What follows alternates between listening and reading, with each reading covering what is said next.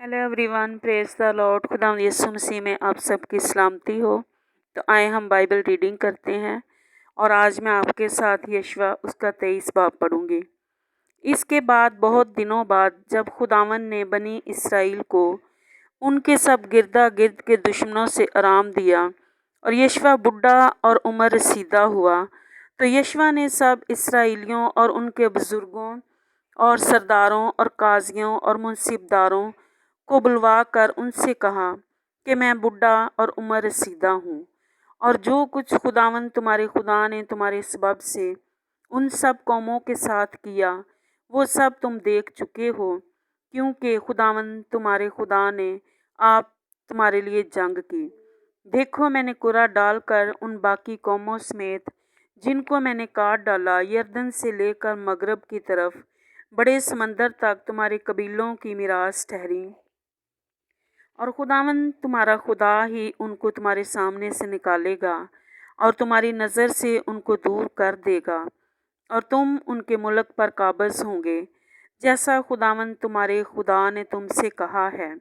सो तुम खूब हिम्मत बांध कर जो कुछ मूसा की शरीयत की किताब में लिखा है उस पर चलना और अमल करना, ताकि तुम उससे दाहिने या बाएं हाथ को ना मुड़ो, और उन कौमों में जो तुम्हारे दरमियान हनूस बाकी हैं ना जाओ, और ना उनके देवताओं के नाम का जिक्र करो, और ना उनकी कसम खाओ,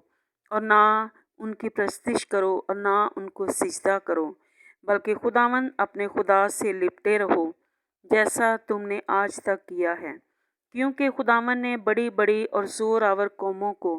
तुम्हारे सामने से दफ़ा किया, बल्कि तुम्हारा ये हाल रहा कि आज तक कोई आदमी तुम्हारे सामने ठहर ना सका। तुम्हारा एक एक मर्द एक एक हज़ार को रकीदेगा, क्योंकि खुदावन तुम्हारा खुदा ही तुम्हारे लिए लड़ता है, जैसा उसने तुमसे कहा। बस तुम खूब चौकसी करो और खुदावन अपने खुदा से मोहब्बत रखो, वरना अगर तुम किसी तरह बरगश्ता होकर उन कौमों के बकिया से, यानी उनसे जो तुम्हारे दरमियान बाकी हैं, शेरो शुक्र हो जाओ, तो उनके साथ ब्याह शादी करो और उनसे मिलो और वो तुमसे मिले, तो यकीन जानो कि खुदावन तुम्हारा खुदा फिर उन कौमों को तुम्हारे सामने से दफ़ा नहीं करेगा, बल्कि ये तुम्हारे लिए जाल और फंदा और तुम्हारे पहलुओं के लिए कोड़े और तुम्हारी आँखों में कांटों की तरह होंगी, यहाँ तक कि तुम उस अच्छे मुल्क से जिसे खुदावन तुम्हारे खुदा ने तुमको दिया है नाबूद हो जाओगे। और देखो, मैं आज इसी रास्ते जाने वाला हूँ जो सारे जहान का है, और तुम खूब जानते हो कि उन सब अच्छी बातों में से जो खुदावन तुम्हारे खुदा ने तुम्हारे हक़ में कहीं एक बात भी ना छूटी, सब तुम्हारे हक़ में पूरी हुई, और एक भी उनमें से रह ना गई। सो ऐसा होगा कि वो सब भलाइयाँ जिनका खुदावन तुम्हारे खुदा ने जिक्र किया था तुम्हारे आगे आएँ। इसी तरह खुदावन सब बुराइयाँ तुम पर लाएगा, जब तक कि उस अच्छे मुल्क से जो खुदावन तुम्हारे खुदा ने तुमको दिया है वो तुमको नेस्तो नाबूद ना कर डाले, जब तक खुदावन अपने खुदा के